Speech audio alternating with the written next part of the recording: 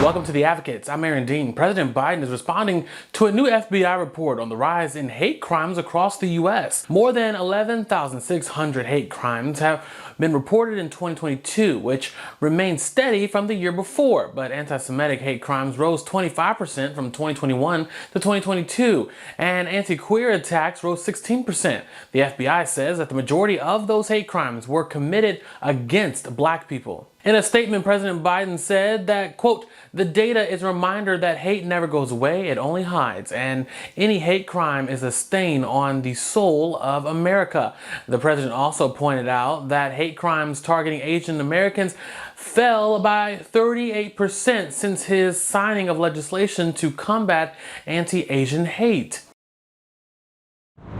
New York City is announcing a new policy that will limit the amount of time a migrant family can stay at a shelter in the city. Families seeking asylum will now have 60 days to find housing. They will also have to reapply for placement. There are more than 54,000 people in New York City's shelter system. Another rule would force migrant adults who are out of the shelter systems to wait 30 days before that they can reapply for shelter. The city is expected to open a new shelter in Brooklyn to serve around 500 families. The federal government will no longer be allowed to separate migrant families. That's if a federal court approves a deal reached between the Biden administration and the ACLU. The deal forbids any families from being separated for 8-year period. But there are some exceptions, like when someone has committed a felony. The settlement also sets up support for families who were previously separated, but it does not provide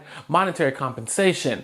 Border officials separated at least 2,800 children from their parents under former President Trump's zero-tolerance immigration policy. The Out100 list is here. Out magazine is honoring changemakers in the queer community. I spoke with one icon in the drag world who knows that the power of drag can have a positive effect on change.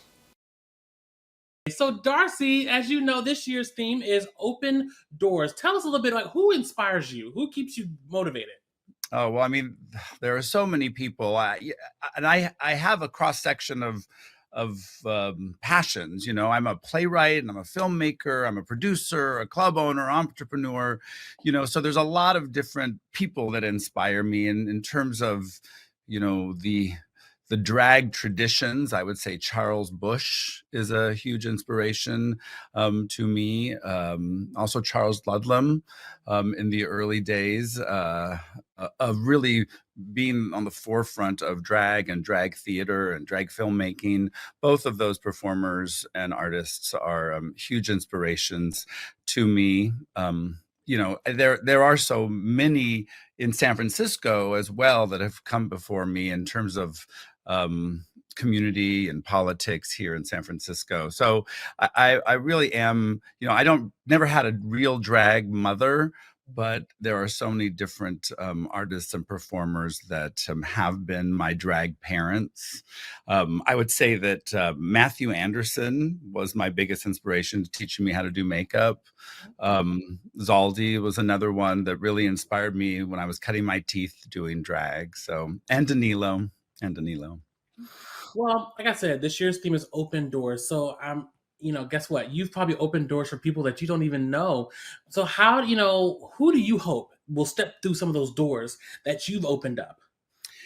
Well, you know, my job as I see it in the now time is to celebrate and elevate the art of drag and creating a space for drag to be seen as real art and not just disposable entertainment. And I feel like that is the rap that's gotten for so long. And I hope that I can inspire young performers, kings, queens, and everywhere in between to be able to look at drag in a different way and be able to really take it into all other mediums. You know, for me, drag is this magical thing. It's like looking at life through a magnifying glass or a microscope.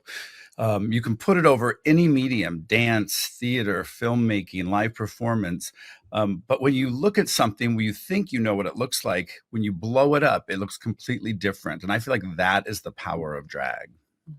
And throughout your life, I'm sure you faced some challenges. How did you overcome them, and what are some of the lessons that you took away from those experiences?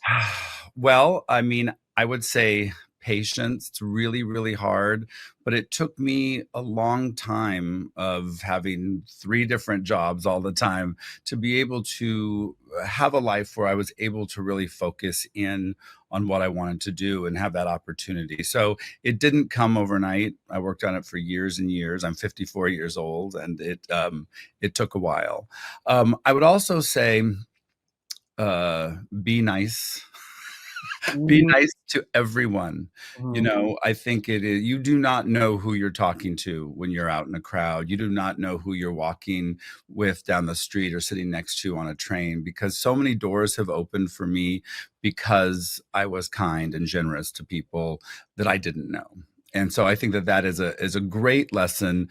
And, be courageous, because I think so many people feel like they've failed if they don't get something right the first time, and they fall apart and they give up. And if my whole idea of life is get rid of the word mistake, right? And if you lived your life with no mistakes, then there would be no failures. And if you have no failures, you are constantly succeeding. It just may not look like the way you want it to look at the moment. mhm. And what is your why? Why do you do what you do? I've tried to stop. I really have, but I can't quit it. Yeah. Why do I do it? It is in my blood. I've from a very young person, I wanted to entertain. I wanted to perform. You know, I didn't necessarily know that it would turn into uh, drag full time, but I found a voice in drag that I hadn't found before, and it really resonated not only with me, but with other people and audiences. And I think it's also important when something strikes to seize the moment and lean into it. And I did, and I haven't looked back, and it's been a couple decades. No. And someone may be watching this right now who may say, "You know what? I want to be just like Darcy." What advice do you have for that younger generation or someone else coming along after you?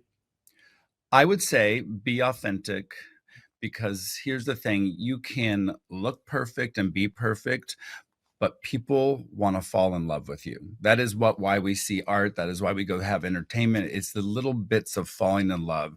And they're not going to fall in love with you unless you show your true self. So even with all the makeup and the hair and all of that, being fabulous is about being authentic. And I think that that is a real key. Also, don't stop learning. Don't think you figured it all out and give up, and work hard. It is a lot of work. It is a lot of work, but if you keep going and you persevere, almost always it will pay off. And we're so lucky. I get to live in a world where I can have this be a career, right? And I talk all the time to people about, be a little more fabulous when you walk down the street, right? And Mm, if or go out in the world, and if you're a little more fabulous, you'll inspire other people to be more fabulous, because everyone wants to be more fabulous. It's They just do. our nature, right? And so if everyone was a little more fabulous, they'd have that much less room in their heart and their heads for anger, hostility, prejudice, violence.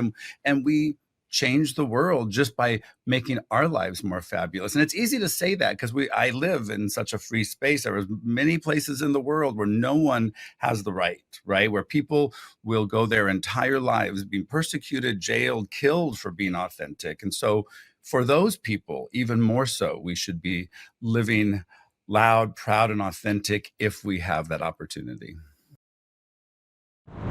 Thanks so much for watching The Advocates. Download the app in the Apple or Google Play Store to stream us live, and you can even subscribe to our YouTube channel. For The Advocates, I'm Aaron Dean.